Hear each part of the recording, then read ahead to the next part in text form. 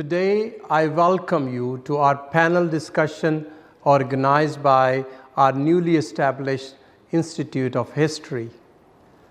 This series of conversations with historians aim to promote emerging discourses on history to a larger audiences. I'm really pleased that Professor David Armitage from Harvard has been able to spare some time to be with us. He is an authority on the subject of international history and intellectual history. Today, we will be talking to Professor Armitage about his recently published work, Civil Wars, A History in Ideas. We expect to learn more about the differences between long wars, civil wars, and cold wars. It would spotlight the history of the civil wars, its European notion, and its close relationship with the religious controversy in the Middle East and European notions of civil war. Our discussion today should help us to understand the political and diplomatic relations between nation states and the rise and evolution of ideas. I'm sure our audience will find this panel discussion extremely insightful. Hello and welcome to our fourth round of Conversations with Historians. Here with the students of Institute of History at the Government College University Lahore invite senior historians to discuss with them their ideas and works. We are very pleased to welcome our today's guest, Professor David Armitage, who is with us all the way from Harvard. And in today's discussion, we will be talking to Professor Armitage about his recent publication, Civil Wars, A History in Ideas. Before we begin our talk with our guest, I would want to thank our Vice Chancellor, Professor Dr. Asghar Zaidi, who has provided immense support to our efforts to improve and refine the discourses in history and society in large. Before I begin our talk with the guest, I would want to quickly mention few highlights from Professor Armitage's career and works. He is the Lloyd C. Blankfein Professor of History and former chair of the Department of History at Harvard University, where he is teaching intellectual history and international history. Presently, he is a senior scholar of the Harvard Academy for International and Area Studies and interim chair of the Committee on Degrees in Social Studies. He is also an affiliated faculty member at Harvard Law School, an affiliated professor in the Harvard Department of Government, an honorary fellow of St. Catherine's College, Cambridge, an honorary professor of history at Queen's University, Belfast, and an honorary professor of history at the University of Sydney. Having studied from Cambridge and Princeton, Professor Armitage has taught at Columbia and Harvard and has held research fellowships and visiting positions in Australia, Britain, China, France, Germany, South Korea, and the United States. He has authored or edited 18 books and is working on more. His works have been translated into 15 languages. And now a few things about his book, Civil Wars, A History in Ideas. Deconstructing the currently prevalent ideas about a civil war and tracing its history all the way from the ancient Roman times to the present, Professor David Armitage explains in this book what does and does not constitute a civil war. Recognizing the varying political situation in the different parts of the world over all these years, he offers his views on how a civil war is a human creation and how the status of those that are involved determine their perspective about a particular war.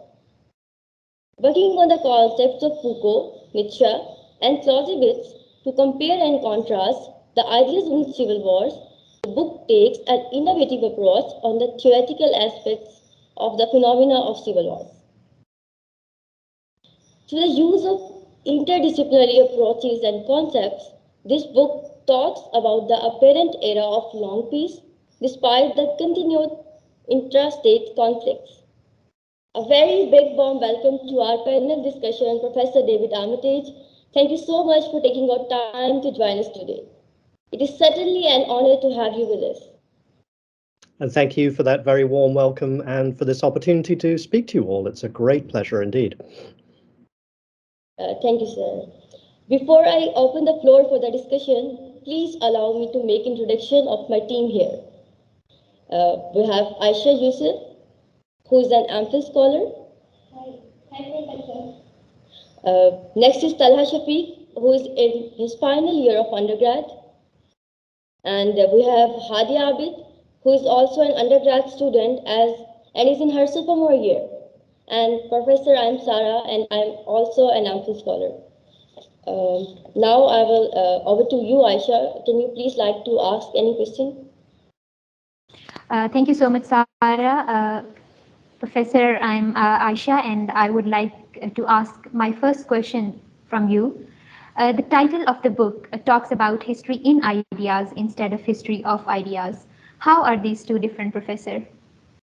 Oh, that's a wonderful question. Thank you. And thank you for noticing the subtitle of the book as well. Many readers have not focused on that, so I'm very glad you asked that question. As Mazuma has already mentioned, I'm primarily an intellectual historian who works on international matters. And one of the founding figures in the field of intellectual history was a historian called Arthur Lovejoy, and he called the field of intellectual history the history of ideas.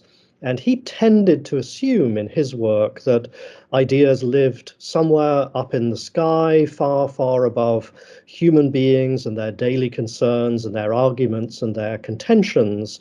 And I wanted to write about the history of ideas of civil war without it being mistaken for that conception of ideas as being somehow superhuman or suprahuman, but to look at the way in which ideas become weapons in battles, weapons about battles indeed in relation to civil war, and also to think of my book as a history not necessarily of individuals or events or conjunctures, but a history of the way in which ideas themselves had been fought over in relation to fighting over other things, civil wars. So the book is structured around arguments and debates. Those are the ideas, as it were. It's a history in ideas, composed of ideas, but it's not a history of ideas in that traditional sense. I wanted to bring back some of the dynamism of debate to this history, but also to make a claim that exciting history can be written which focuses primarily on ideas rather than necessarily on individuals, something I feel very strongly about as an intellectual historian, that ideas and their history are very compelling, and that's what I wanted to communicate by that subtitle. So thank you so much for asking about that. Professor, I'm Talha.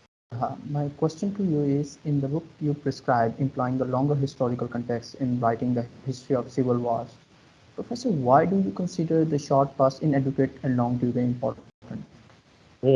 Thank you. Very, very big set of questions. We might have another conversation sometime about another book I co-authored with my good friend and colleague Joe Gouldy, the History Manifesto, where we make a very explicit argument for why taking the longue durée, the long perspective, and using history over the long perspective is essential to think about some of the most pressing questions in the present. That can be for another time, perhaps, but we certainly felt in that book that to think about climate change, to think about inequality, to think about global conflict, we cannot confine our horizon to the last 20 years or even the last 45 years or even in some cases the last 200 years if we're going to understand the nature and the dynamics of the problems that we face. That's a very broad argument that we've made in the History Manifesto. In relation to civil wars in particular, I argue in the book that much of our contemporary confusion about civil wars comes from the fact that the languages, and I put that very specifically in the plural, the languages we use to talk about civil war are multiple and sedimented.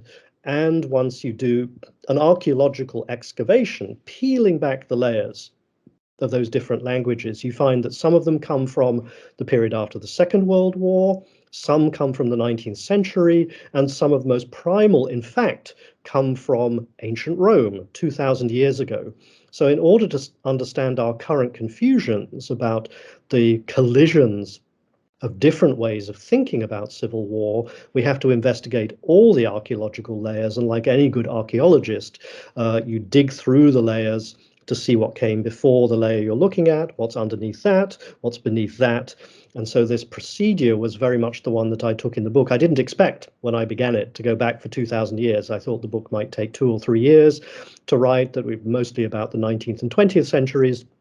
10 years later, I found I'd gone all the way back to ancient Rome, and that this 2,000-year perspective was essential to understand our own confusions and collisions about ideas of civil war, because those ideas come from a 2,000-year period across the globe. Thank you, Professor. Professor, I want to ask you that despite being more hazardous than long wars, the civil wars are clearly under-theorized. So should we think that the superpowers have a role in making this area of research impoverished? That's an extremely interesting question. I hadn't thought about it in that way, not least because much of the research on civil wars does come from places that we might call superpowers in your sense, particularly from the United States. That is, much of the research on civil wars comes from political scientists and the profession of political science, which of course is very dominant in the United States. Some of it in recent years, maybe the last 20 years, has also come from economics, as economists, particularly those linked to global institutions like the World Bank, for instance, try to understand the dynamics of civil war, the origins of civil war, how long civil wars last, in order that those global institutions can attempt to fend off civil wars, can manage them when they happen, can deal with their consequences. So I don't think it's necessarily the case that the superpowers or academics funded by or working within superpowers are necessarily against understanding civil wars. I think there is a lot of confusion among the superpowers and within the superpowers themselves about what is and what is not a civil war. And I think there is a lot of deliberate confusion sometimes in the competition among superpowers about what is or is not a civil war. So an example I think I use in the book is the early days of what we now call the civil war in Syria, for instance, where parties in both the United States and in Russia, for instance, had deep investments in either denying that what was happening was a civil war, or promoting the idea that what was beginning to happen was going to turn into a civil war, because the use of that term civil war could trigger not only diplomatic activity, strategic activity and tactical activity, but also, for instance, legal activity around the possibility of humanitarian aid if the conflict did turn into, or had already turned into, a civil war.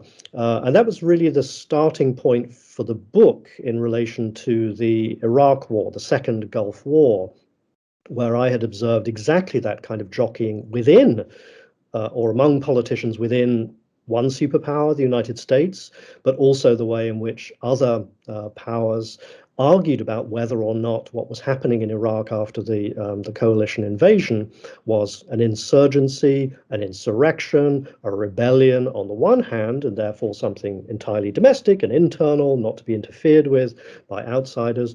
Or perhaps it was a civil war according to legal definitions, where it would be necessary for intervention to take place. So I think I would slightly nuance your question and say I don't think the superpowers themselves are necessarily against research on civil wars. But some of their representatives, particularly their political and sometimes their diplomatic representatives, occasionally have an investment in not understanding civil war, or taking an ideological conception of it, which needs, I think, to be combated by a scholarly perception of the different meanings of civil war and the ways in which those meanings can be manipulated for political, ideological, diplomatic, and sometimes military purposes as well. So I think it's a very, very good question, but one that has many, many dimensions to it. But thank you for that. Thank you, Professor. Over to you, Hadi. Professor, I'm Hadia, and I'd like to mention one of the most engaging insight that your book captures. You have identified and drawn attention to a comparatively recent phenomenon, that is the internationalization of civil wars. Can you please elaborate this concept for our audience? Mm-hmm. Thank you for that. No, very, very important and very interesting that you should observe the importance of that. When, for example, political scientists have talked about civil wars, they have noted precisely, as you say, the proliferation, not only the emergence, but the proliferation of what they call precisely internationalized civil wars. What do we mean by that? We mean by that a conflict primarily within the boundaries of a single state or nation state, which draws in outside actors. Sometimes it can be neighboring actors, those physically closest to that particular state or nation, for instance, but often, as we know, for example, from Afghanistan, from Syria, from Iraq and Yemen, one can multiply the examples in recent history, draws in the superpowers, to come back to that earlier important question as well. The importance of this idea of international civil wars is to clarify the fact that civil wars are not always civil, that is, in the original sense, the defining sense of civil wars, that is, fought solely and only among the citizens of a single political community. That's the original meaning that I excavate in the book, going back to ancient Rome and to the Latin meaning of civil war. The word civil comes from the Latin word civis, which means simply citizen. We also get the words like civility and civilization, and indeed civilian, from that term. But the assumption often is, and maybe the popular assumption indeed, about civil wars is they happen entirely within a single community, within the boundaries of that community, among people who recognize themselves as being similar. But at least since 1945, the majority of civil wars have not been solely civil in that sense, because they have drawn in sometimes opportunistic outside fighters, sometimes ethnic communities which straddle the borders of nation states or move over the borders of nation states, get involved in civil wars, so multiple communities get involved. And then again, to take the brief examples I gave a moment ago, Iraq, Afghanistan, Yemen, Syria, draw in outside powers to render those conflicts internationalized. I think one thing I would say, in fact, and I wouldn't want to give this impression from the book, is that although the majority of contemporary civil wars, those in the last 20 years, for instance, have been internationalized in this sense, that in itself is not a novel phenomenon. Almost all civil wars, at least since the 17th century, have drawn in outside fighters, but not to the extent that they have done in the period since 1945, a more globalized world, one where the projection of military force across the globe, of course, is now endemic. So we've seen an increase and indeed a pluralization of international civil wars in the period, particularly since the 1980s, in fact. But that phenomenon itself is not novel. It does have quite a long prehistory to it as well. But that's a wonderful question. Thank you for that. Thank you so much, Professor. Professor, I want to ask my next question. Politics appears to have become much polarized and bitter in the post-Brexit Britain and post-Trump America. Professor, should we see impending civil wars in Britain and the US? That's a very timely question. As you're probably aware, there's a lot of debate, especially in the United States at the moment. Two recent books have appeared asking and trying to answer exactly that question. A lot of commentary in the American press about this, much more than in Britain. I would just say as a sidebar, I split my time between Britain and the US. I just got back from a few weeks in Britain.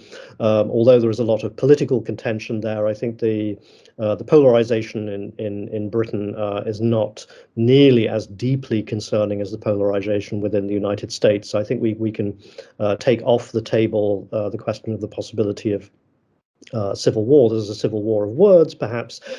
In Britain at the moment, there's a civil war within the ruling Conservative Party about the future of the current Prime Minister in Britain, but that's only in a metaphorical sense. So I think the answer is definitely no in relation to Britain. So the focus of the question really should perhaps be on beyond the United States, where there is much more concern.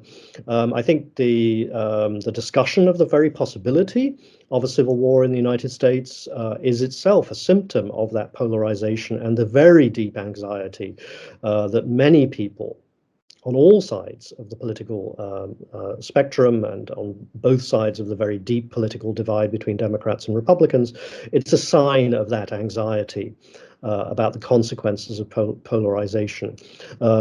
One reason to be worried, of course, in the United States is that this is a heavily armed society, the most heavily armed society in the world. The availability of weaponry to individual citizens, of course, is guaranteed by the Constitution, or has been rendered guaranteed by the Constitution in jurisprudence over recent decades, and so I think there are more guns than there are individuals in the United States. So the availability of weaponry, should people choose to engage in actual fighting rather than wars of words, is deeply worrying here. The depth of polarization, the demonization of one's opponents, the way in which that depth of division and the emotions behind it are manipulated by political entrepreneurs, particularly what have been called by political scientists ethnic entrepreneurs, those who wish to promote openly or covertly white supremacy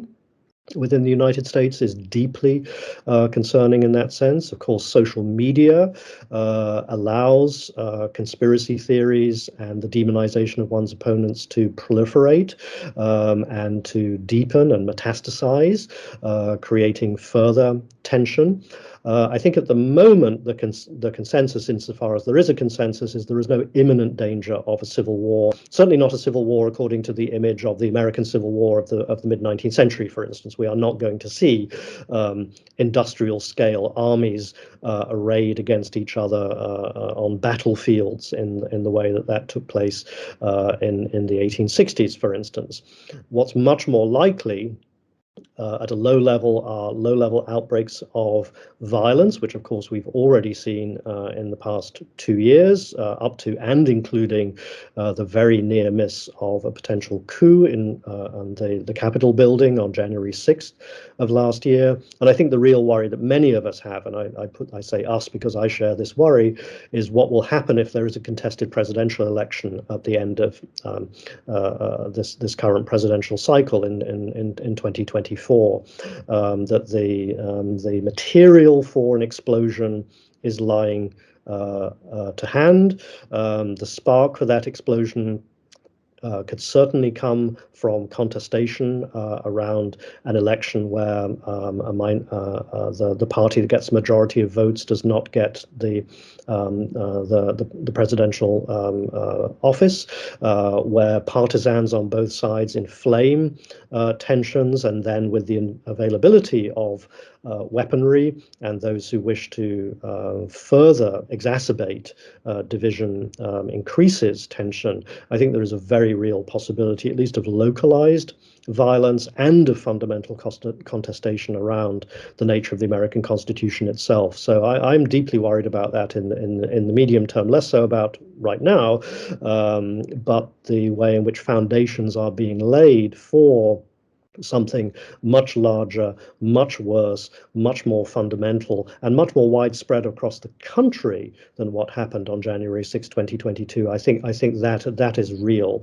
It's palpable, and it's exceedingly dangerous. And it's very difficult to do anything about it, because any attempt to do anything about that is deemed in and of itself to be partisan and feeding those divisions. So in the medium term, I'm concerned not about a civil war, but I'm certainly concerned about civil contention, bloodshed, and the consequences of polarization when that intersects with contested electoral politics and the future of the Constitution here in the US.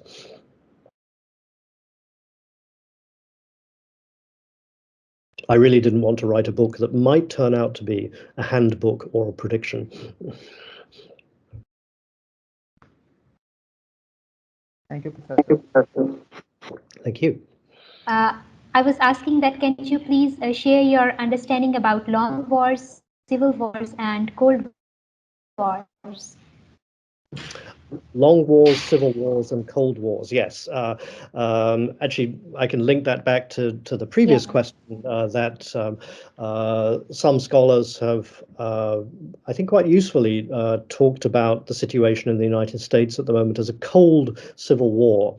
That is a contention among American citizens which has not risen, for the most part at least, to actual confrontation or bloodshed, but that is a state of stasis and polarization, mutual suspicion and fear, creating both gridlock and the greater potential for an outbreak of conflict. So I think actually combining those categories of civil war and cold war, and thinking about cold civil war, can be a helpful way of thinking about the tensions within the contemporary United States.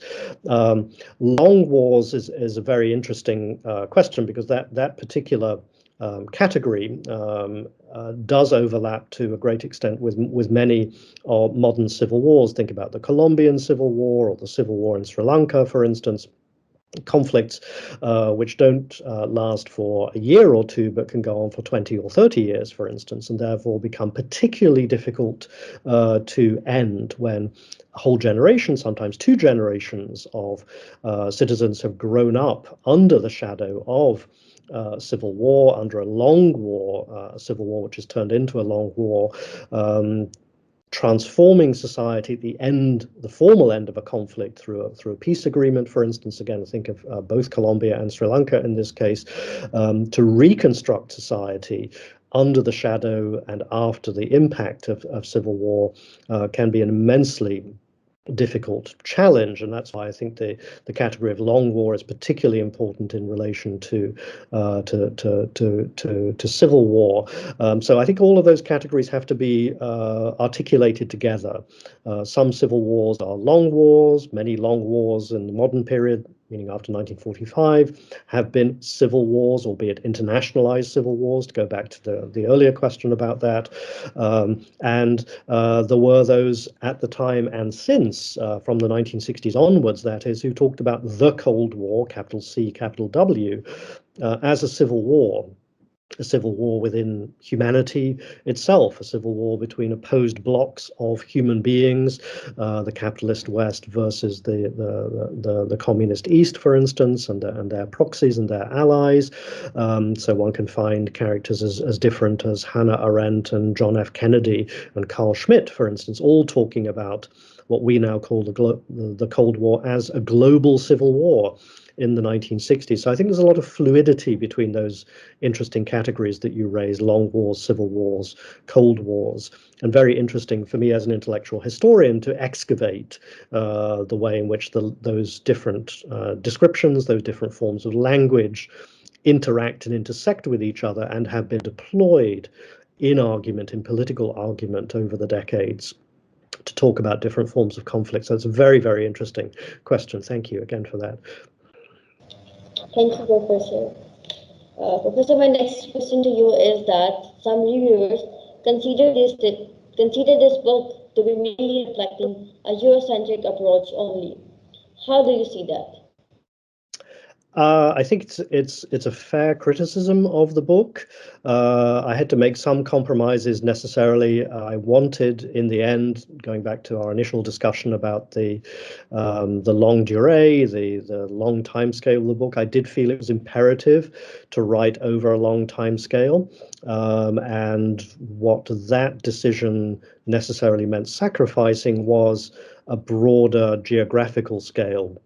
In particular, the possibility, beyond my individual powers, of using different languages and treating different linguistic, intellectual, and ideological concatenations to talk about different conceptions of internal conflict. I mentioned very briefly in the introduction that I can't write about Arabic and Islamic conceptions of internal conflict. I talk very briefly about some East Asian conceptions of internal conflict, for instance.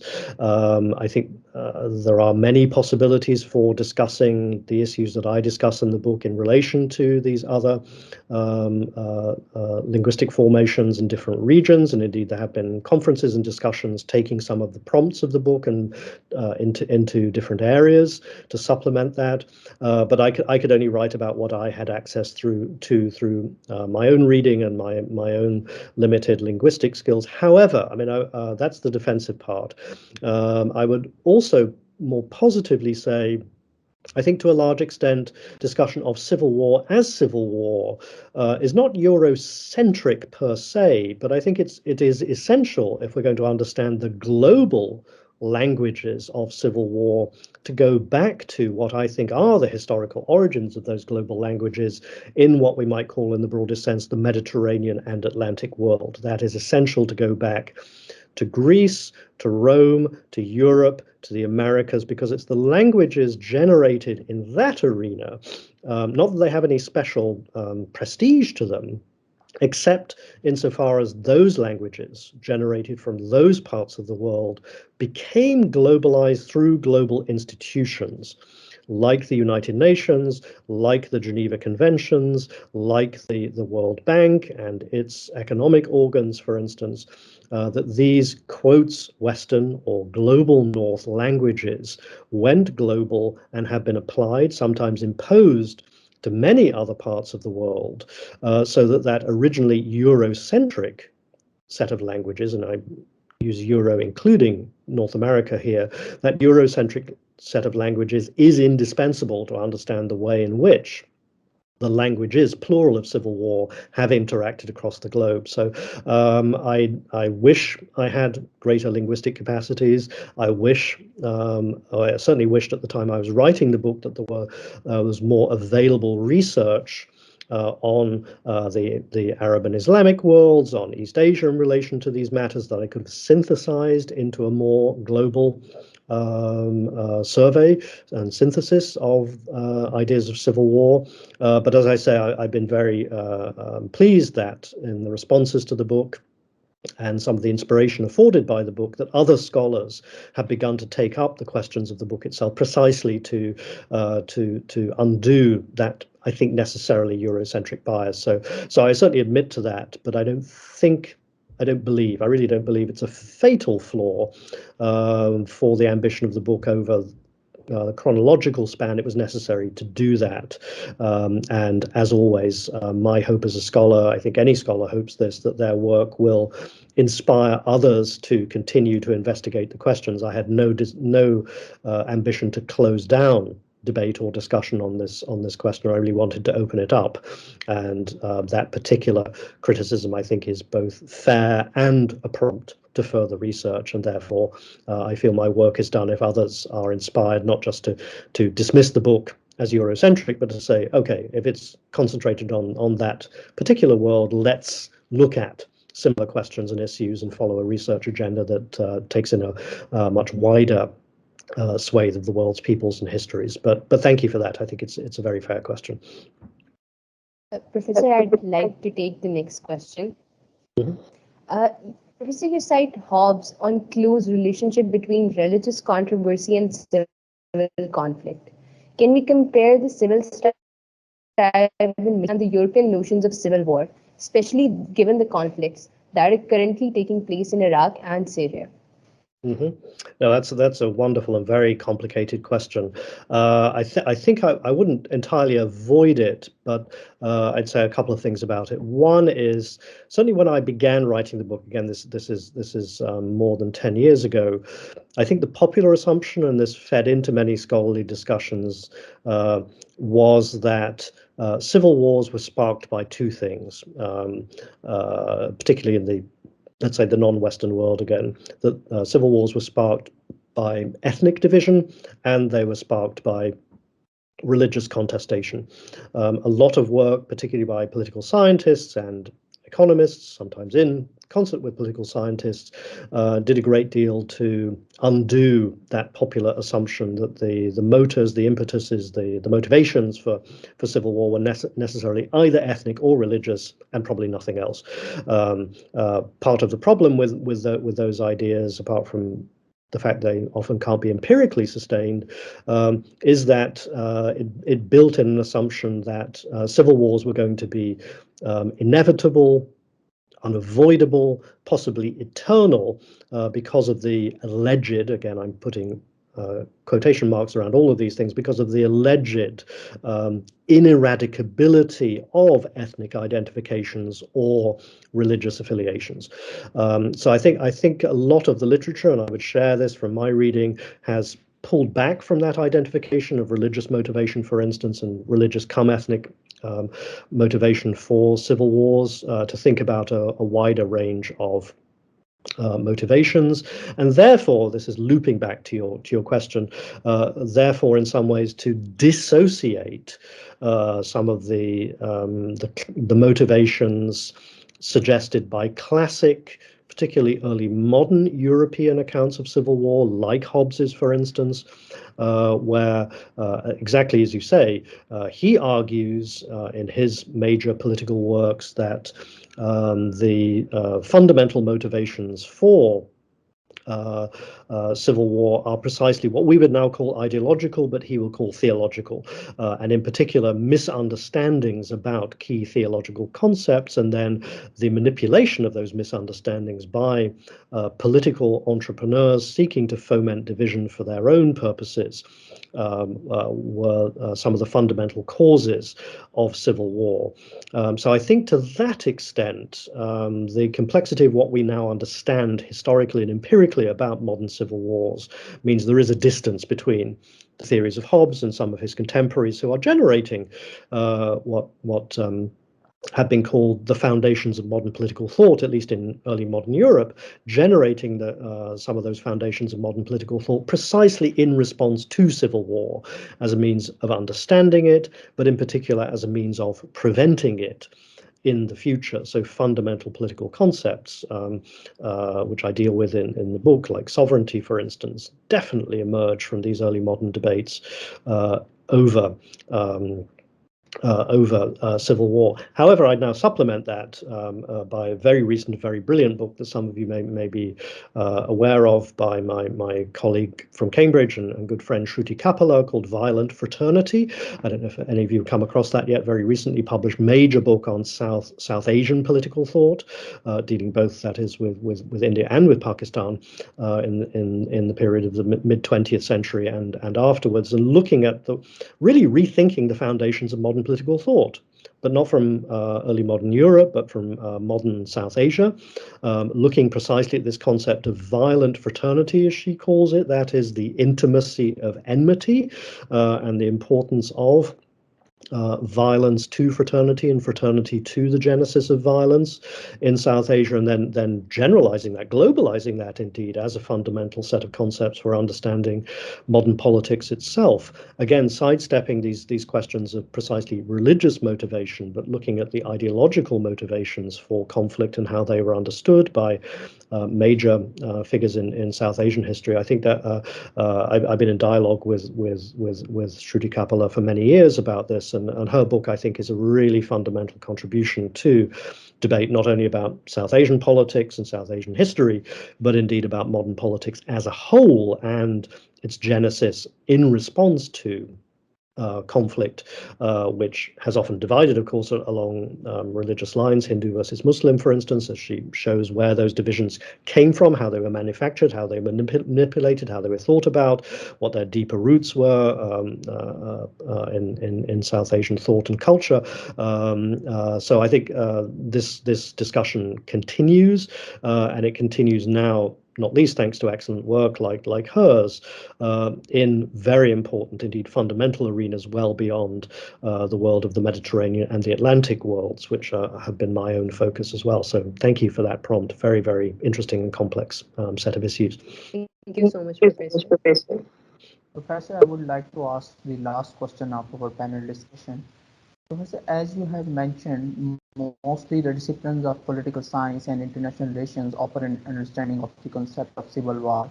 Professor, how can your book can open new avenues in historiography of civil wars in Asia and Africa? Thank you. I may not be the best person to ask that question. You might want to ask my colleagues in Asian or African history.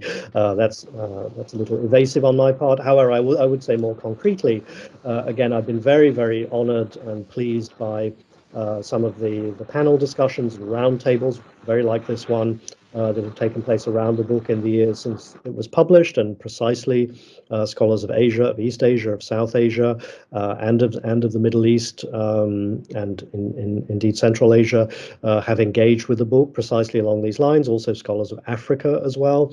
Very interesting discussions, just to take one example, about whether the political and military conflicts in South Africa in the period since the Second World War could be called a civil war or not. There's quite deep division among South African historians around that issue, which comes back to some of the fundamental questions in my book. The book is not designed for me to tell anybody what is or is not a civil war. Is to alert those who write about civil wars in politics, in international relations, and in history, as well as practitioners of various kinds who have to deal with contemporary civil wars, is to alert all of them to the ideological nature of the term itself, how it's contested in the present, and also how it's been contested in the past.